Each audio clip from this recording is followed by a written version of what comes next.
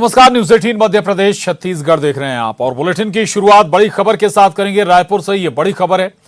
थोड़ी देर में भूपेश कैबिनेट की बैठक होने जा रही है। मुख्यमंत्री भूपेश बघेल ने कैबिनेट बैठक बुलाई है। विधानसभा परिसर में कैबिनेट की बैठक होगी। 2 संशोधित विधेयक को मंजूरी मिल सकती है। ये बड़ी खबर है रायपुर से। कुछ ही देर में भूपेश कैबिनेट की महत्वपूर्ण बैठक होने जा रही है। मुख्यमंत्री भूपेश बघेल ने कैबिनेट बैठक बुलाई है और विधानसभा परिसर में कैबिनेट की बैठक होगी। 2 संशोधित विधेयक को मंजूरी दी जा सकती है। बड़ी खबर है, महत्वपूर्ण खबर है और कुछ ही देर में भूपेश कैबिनेट की बैठक होगी और विधानसभा परिसर में यह बैठक होने जा रही है। 2 संशोधित विधेयक जिन्हें मंजूरी बताया जा रहा है कि इस बैठक में मिल सकती है। दिव्रत भगत हमारे साथ जुड़े हैं और जानकारी के साथ रायपुर से। दिव्रत, महत्वपूर्ण बैठक, 2 विधेयक भी मंजूरी इन पर मिल सकती है, क्या और डिटेल इस बैठक से जुड़ी हुई? जी, फिलहाल विधानसभा के मानसून सत्र का आज तीसरा दिन है और इस दौरान कई महत्वपूर्ण जो विधेयक हैं या कुछ संशोधन विधेयक हैं वो यहाँ पर पेश किए गए हैं और जो कई मंत्री हैं उन्होंने अपने जो विभाग हैं उनके कई प्रतिवेदनों का पुनर्स्थापन किया है, कुछ विधेयकों का पुनर्स्थापन किया है और अभी कुछ ऐसे 2 विधेयक बताए जा रहे हैं जिनको इसी सत्र के दौरान संशोधन विधेयक को मंजूरी मिलनी है। लिहाजा कोई भी विधेयक जब सदन में पेश किया जाता है उसके पहले कैबिनेट की मंजूरी जो होती है वो बहुत ज्यादा जरूरी हो जाती है और इसलिए अभी आनंदपुर में ये बैठक का फैसला लिया गया कि दोपहर 1:30 बजे से ये बैठक शुरू होगी, जिसमें मुख्यमंत्री भूपेश बघेल और पूरी कैबिनेट उनकी मौजूद रहेगी और उनकी मौजूदगी में 2 संशोधन विधेयक को मंजूरी मिलेगी और उसके बाद इसे सदन में लाया जाएगा। तो कुल मिलाकर के जो विधेयक है ये हो सकता है कि कल इसे सदन में पेश किया जाए और आज कैबिनेट में इसकी मंजूरी दी जाए। तो फिलहाल ये 2 संशोधन विधेयक है जिनको लेकर के ये पूरी कैबिनेट हो सकती है। इसके अलावा सदन में जो भी कार्रवाई चल रही है और इस दौरान जो मंत्रियों का परफॉर्मेंस है, क्योंकि लगातार जो मंत्री हैं वो विपक्ष से घिरते जा रहे हैं, तब ऐसे में ये भी हो सकता है कि बैठक के दौरान मुख्यमंत्री खुद इसको लेकर के सभी तमाम मंत्रियों से चर्चा करें और क्योंकि अभी 27 तारीख तक के ये पूरा सत्र चलना है, लिहाजा आने वाले समय की जो रणनीति है वो भी इस बैठक में तैयार की जा सकती है और मंत्रियों से इसे लेकर के चर्चा भी हो सकती है। जी बिल्कुल रहिएगा देवव्रत, आगे भी आपसे और जानकारी लेंगे। और एक और बड़ी खबर है, मानसून सत्र का तीसरा दिन है आज और सदन में आज विपक्ष के तेवर तीखे नजर आएंगे। अधूरी सड़कों और स्वीकृत सड़कों के निर्माण पर भी हंगामा संभव है। सरकार से जवाब से असंतुष्ट विपक्ष ने वॉकआउट भी कर दिया। धान खरीदी के मामले पर भी सदन में जमकर हंगामा हुआ। सत्ता पक्ष और विपक्ष के बीच जमकर तीखी नोकझोंक भी हुई है। मंत्री के जवाब से विपक्ष असंतुष्ट नजर आया, जिसके बाद विपक्ष ने सदन से वॉकआउट कर दिया। सदन में नवनिर्वाचित राष्ट्रपति को भी शुभकामनाएं दी गई। मुख्यमंत्री भूपेश बघेल ने द्रौपदी मुर्मू को बधाई दी। सदन की ओर से उन्होंने बधाई और शुभकामनाएं दी। नेता प्रतिपक्ष धर्मलाल कौशिक ने भी द्रौपदी मुर्मू को बधाई दी है। तो ये बड़ी खबर है, मानसून सत्र का आज तीसरा दिन है और आज भी जोरदार तीखे अंदाज में नजर आया विपक्ष और खासतौर से अधूरी सड़कों और स्वीकृत सड़कों के निर्माण पर भी विपक्ष ने जमकर बवाल काटा, जमकर हंगामा किया। सरकार के जवाब से असंतुष्ट विपक्ष ने इसके बाद वॉकआउट भी कर दिया। पद का चुनाव संपन्न हुआ। आदरणीय द्रौपदी मुर्मू जी 15वें राष्ट्रपति के रूप में निर्वाचित हुई। मैं सदन की ओर से उन्हें बधाई देता हूं, शुभकामना देता हूं कि उनके नेतृत्व में देश आगे बढ़ेगा। उसके नेतृत्व में संविधान की रक्षा होगी, हम सब की सुरक्षा उस संविधान में निहित है, उसके अनुरूप काम करेगी। इन्हीं अपेक्षाओं के साथ उन्हें बहुत बहुत बधाई, बहुत बहुत शुभकामनाएं। देश में श्रीमती द्रौपदी मुर्मू जी को लोग राष्ट्रपति बनाने के लिए ललायित थे और उसका कारण है कि 75 साल के बाद में एक आदिवासी की बेटी को इस देश के संवैधानिक प्रमुख बनने का अवसर प्राप्त हुआ। लोगों ने दलगत राजनीति से ऊपर उठ करके उनको समर्थन दिया और छत्तीसगढ़ में भी 2 वोट ज्यादा मिला। मैं बहुत बहुत राष्ट्रपति जी को बधाई देता हूं और यहां अतिरिक्त जो वोट दिए हैं मैं उनको भी बहुत धन्यवाद देता हूं। तो आपको बता दें कि दरअसल एक तो क्रॉस वोटिंग द्रौपदी मुर्मू के मामले पर हुई और इसको लेकर भी जो विपक्ष है वो उत्साहित है, लेकिन दूसरी बात अलग अलग जो मसलों पर लगातार सत्ता पक्ष को घेर रहा है विपक्ष। देवव्रत भगत हमारे साथ लगातार बने हुए हैं। देवव्रत, विपक्ष की संख्या कम है लेकिन जोरदार कहें कि सवाल जवाब चल रहा है, हंगामा भी हो रहा है सदन में।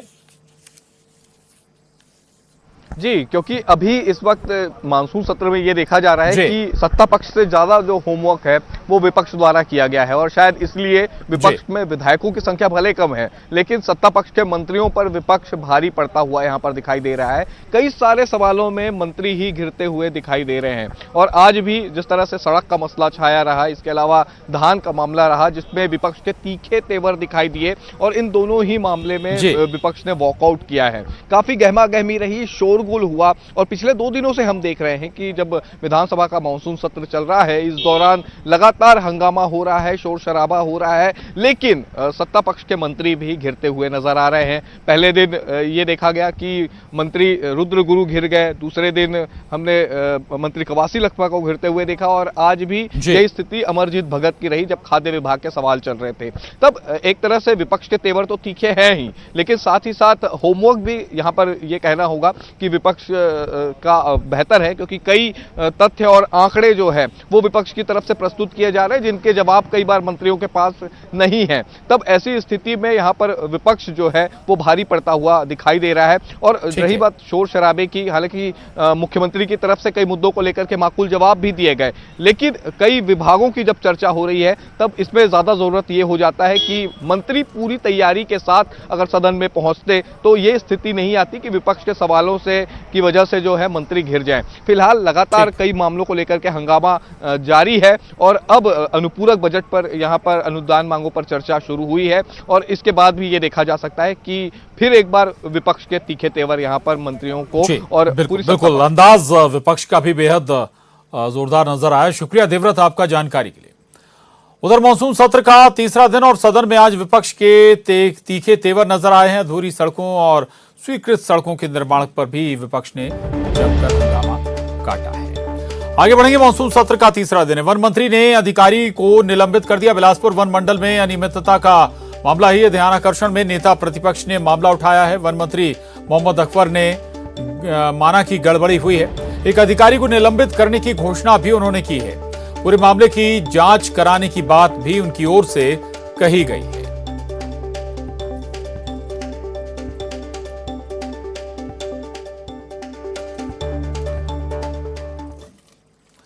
और रायपुर से बड़ी खबर। राष्ट्रपति चुनाव में क्रॉस वोटिंग के मामले में पीसीसी अध्यक्ष मोहन मरकाम का बयान आया है। अभी मीडिया से जानकारी मिली है, विधिवत जानकारी इसकी ली जाएगी। हालांकि किसी भी तरह की कार्रवाई से उन्होंने फिलहाल इनकार किया है।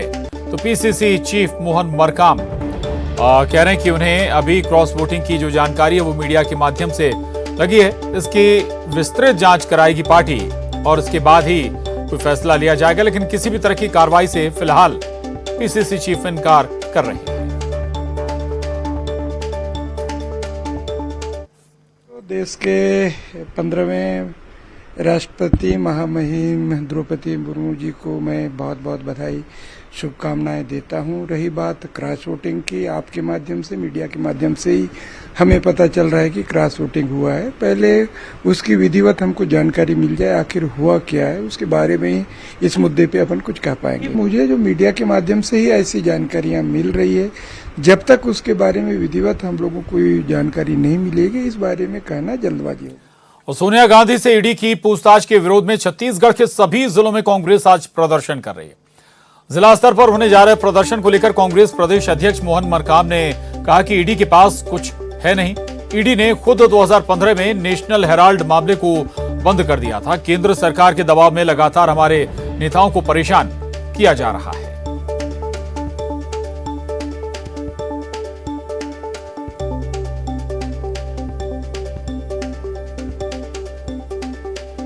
ईडी के पास कुछ है नहीं। ईडी ने खुद 2015 में उस मैटर को, नेशनल हेराल्ड मामले को क्लोज कर दिया था, बंद कर दिया था। तो आज केंद्र सरकार के दबाव में लगातार हमारे नेताओं को परेशान किया जा रहा है। आज हम पूरे छत्तीसगढ़ में और पूरे देश भर में हम जिला स्तर पर धरना प्रदर्शन कर रहे हैं। और अगर आदरणीय सोनिया गांधी जी ने कहा अगर आपके पास कोई प्रश्न है तो मैं 8-10 घंटा बैठने के लिए तैयार हूं, तो ईडी के पास कोई प्रश्न नहीं था जो बार बार पूछ सके, इसीलिए हमारे नेताओं को परेशान करने के लिए बार बार बुलाया जा रहा है। छत्तीसगढ़ के दैनिक वेतनभोगी कर्मचारी आज एक दिवसीय आंदोलन पर हैं। वो वादा निभाओ आंदोलन कर सरकार को चेतावनी दे रहे हैं।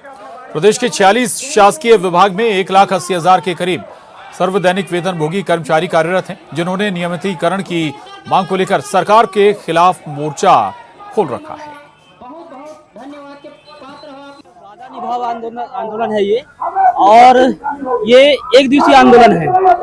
आने वाले समय में सितंबर माह से हम अनिश्चितकालीन की ओर जाएंगे और ये सरकार को बता देना चाहते हैं कि आपने गंगा जल की झूठी कसम तो जरूर खाई है। 10 दिन में नियमितीकरण की बात आपने कहा था, यदि आप नियमितीकरण नहीं करते तो आपकी सरकार पक्का हम लोग छीनने वाले हैं, सत्ता से उखाड़ने वाले हैं आपको। हमारी मांगे हैं, हमारा वो है कि 2018 में जो कांग्रेस का घोषणा पत्र में नियमितीकरण की बात हुई थी, 191 के पश्चात से आज तक नियमितीकरण नहीं हुआ है। ये हमारा आज एक दिवसीय है, लेकिन आगे भी चलेगा। आगे अगर मांगे पूरी नहीं हुई तो हम उग्र आंदोलन भी करेंगे और निश्चितकालीन हड़ताल भी करेंगे। और छत्तीसगढ़ में दिनों आंदोलनों का दौर चल रहा है। बूढ़ा तालाब में अलग अलग संगठनों के कर्मचारी आंदोलन कर रहे हैं, तो वहीं प्रदेश के सहायक शिक्षक फेडरेशन संघ के बैनर तले विधानसभा का घेराव करने जा रहे हैं। वेतन विसंगतियों को दूर करने की मांग इनकी है। दरअसल आंदोलनकारियों की मांगों के निराकरण के लिए सरकार ने एक कमेटी गठित की थी, जिसके निर्णय आज तक सार्वजनिक नहीं किए गए, जिससे सहायक शिक्षक और भी नाराज हैं। विधानसभा घेराव का कार्यक्रम रायपुर के इस बूढ़ा तालाब में रखा गया है, जिसमें हमारा एक ही मांग है, वेतन विसंगति दूर कराना। क्योंकि सरकार ने विगत माह 3 माह का महा कमेटी बनाया था, जिसका रिजल्ट आज 11 महीना हो गया, अभी तक रिजल्ट नहीं आया है। जबकि माननीय मुख्यमंत्री ने कहा था 3 महीना मतलब 3 महीना 3 महीने में आपकी वेतन विसंगति समस्या को समाप्त कर दिया जाएगा, परंतु आज 11 महीना हो रहा है, वेतन विसंगति की समस्या सहायक शिक्षकों का आज तक दूर नहीं हुआ है। इस प्रकार सरकार ने, शासन ने छल से अभी तक हमारा वेतन विसंगति की समस्या दूर नहीं किया है। और बलरामपुर जिले के रामानुजगंज नगर पंचायत के वार्ड नंबर 11 में अवैध कब्जा हटाने गए टीम के साथ बदसलूकी की गई, जिसका वीडियो सोशल मीडिया पर काफी वायरल हो रहा है। मामले में शामिल आरोपियों के खिलाफ पुलिस ने मामला दर्ज कर लिया है और इस पूरे घटना के पीछे बीजेपी के पूर्व सांसद प्रतिनिधि का हाथ बताया जा रहा है। तस्वीरें बलरामपुर की हैं। क्या चीज सुनिए, क्या सुना रहे हैं? चुप, क्या सुना रहे हैं? आप सब जमीन में, आप सब जमीन में, किस जमीन पर आपने किया? तहसीलदार साहब के यहाँ से बेजा कब्जा हटाए जाने हेतु हमें पत्र प्राप्त हुआ था और आज हम लोग नगर पंचायत के अमले के साथ में बेजा कब्जा हटाने के लिए गए हुए थे वार्ड नंबर 11 में। वहीं पर तहसीलदार एवं जो शासकीय अमले थे उनके ऊपर में अनावेदक गणों द्वारा गाली गलौज एवं धक्का मुक्की की गई है, जिसके संबंध में हमने आज थाने में प्राथमिकी दर्ज की है। अरुण केसरी के द्वारा अतिक्रमण जहां किया गया था वहां गए थे और वहां हटाने के दौरान उनके साथ हुज्जत करके धक्का मुक्की हुई है, जिसमें रिपोर्ट पर अपराध पंजीबद्ध किया गया है। क्यों नहीं टार्चर कर रहे हैं? मेरा साला हर जमीन में आप टांग लगा के रखे हैं, साला वहां की जमीन लूटवा। चुप, क्या चीज सुनिए, क्या सुना रहे हैं? चुप, क्या सुना रहे हैं? आप सब जमीन में, आप सब जमीन में, किस जमीन पर आपने किया? रायपुर से बड़ी खबर है। छत्तीसगढ़ में भारी बारिश की चेतावनी जारी की गई। मध्य और उत्तर छत्तीसगढ़ में भारी बारिश की आशंका जाहिर की गई है। गरज चमक के साथ भारी बारिश हो सकती है। इसके अलावा मानसून द्रोणिका के सक्रिय होने का भी ये असर कहा जा रहा है। 23 जुलाई तक मौसम विभाग ने येलो अलर्ट जारी किया है। सरगुजा संभाग के सभी जिलों में अभी भी अच्छी बारिश का इंतजार है। तो एक तरफ जहां जोरदार बारिश, अति भारी बारिश की संभावनाएं लगातार छत्तीसगढ़ में बनी हुई लगातार बारिश का दौर चल रहा है, तो दूसरी ओर सरगुजा संभाग के ज्यादातर जिलों में अभी भी अच्छी बारिश का लोगों को इंतजार है।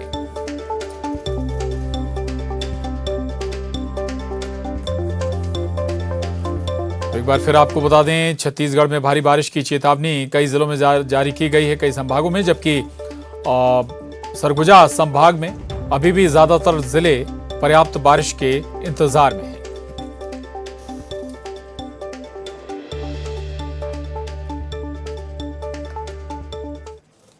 बालोद से बड़ी खबर है, खैरडिगी गांव पहुंचा है दंतैल हाथी। फसलों को बताया जा रहा है कि दंतैल हाथी नुकसान पहुंचा रहा है। खेत जाने से अब किसान डरे हुए हैं। इलाके में दहशत का माहौल बना हुआ है। गुरूर इलाके में दंतैल हाथी ने डेरा डाल रखा है। करीब 24 हाथियों का दल है। मालगांव के जंगल में ये दल इस वक्त मौजूद है। 15 से अधिक गांव को वन विभाग ने सतर्क रहने के निर्देश भी दिए हैं। किसानों के लिए हाथी अब मुसीबत बन रहे हैं। तालगांव के बाद खैरडिगी गांव पहुंचा है ये दंतैल हाथी। लगातार जो फसलें हैं उन्हें नुकसान भी पहुंचा रहा है। आगे बढ़ेंगे। सीबीएसई 12वीं का परिणाम जारी हुए, जिसमें रायपुर की शांभवी शर्मा ने 99% अंक के साथ बाजी मारी है। शांभवी ने संस्कृति, म्यूजिक और विज्ञान में 100 में से 100 मार्क्स हासिल किए हैं। हमारे संवाददाता ने शांभवी से बात की, सुनिए। सीबीएसई 12th के नतीजे निकल गए हैं और हमारे साथ शांभवी शर्मा मौजूद हैं। 99% के साथ में उन्होंने बाजी मारी है। उनसे बात करते हैं। सबसे पहले तो खूब सारी बधाई, और कैसा लग रहा है? धन्यवाद। रिजल्ट एक्सपेक्टेड नहीं था, तो जब ये पता चला तो बहुत ही अच्छा लगा, और खुद से ज़्यादा बाकी लोग खुश है ये देख के और ज़्यादा अच्छा लग रहा है। तो ऑफ कोर्स जो चीज़ आप सोचते नहीं हो और वो हो जाती है तो और ज़्यादा खुशी होती है, तो वही है। अच्छा, क्रेडिट किनको देना चाहेंगे? घर पे तो मैं सबको ही क्रेडिट देना चाहूँगी, क्योंकि मेरे भाई बहन अगर मुझसे लड़ाई नहीं करते तो मुझे अच्छा नहीं लगता और मैं फिर मेरे में एंटरटेनमेंट नहीं रहता, फिर मैं पढ़ती रहती। मम्मी पापा ने कंटिन्यूसली मोटिवेट किया, उनके लिए दादा जी ने बहुत पढ़ाया है, दादी ने मोटिवेट बहुत किया है, चाची चाचा ने भी बहुत मोटिवेट किया है। न केवल स्कूल बल्कि जो घर वाले हैं उन्हें भी ये उम्मीद थी कि जब भी नतीजे निकलेंगे तो कुछ तो शानदार होगा। कैमरा पर्सन इमरान के साथ ममता लांजेवाला, न्यूज़ 18 छत्तीसगढ़।